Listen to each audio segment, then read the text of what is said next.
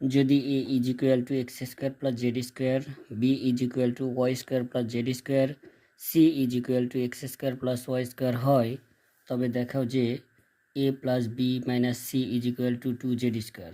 প্রথমে আমরা A B এবং সি এর মানটা উঠিয়ে নেব, তারপর আমরা a প্লাস বি মাইনাস সিকে বাম পক্ষ ধরে ক্যালকুলেশন করে সমাধান করব। তাহলে প্রথমে লিখি, দেওয়া আছে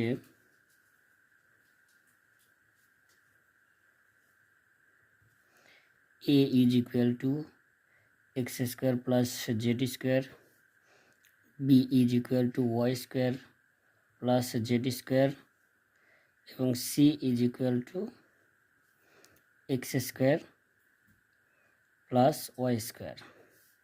এবার লিখি বাম পক্ষ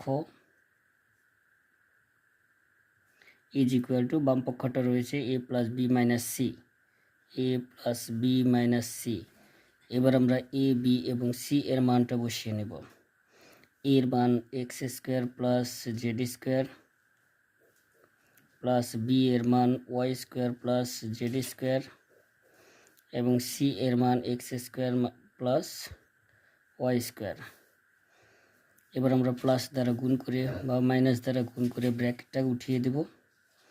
x square plus z square plus দ্বারা গুণ করলে y square plus z square, minus দ্বারা গুণ করলে minus x square minus A plus A minus y square.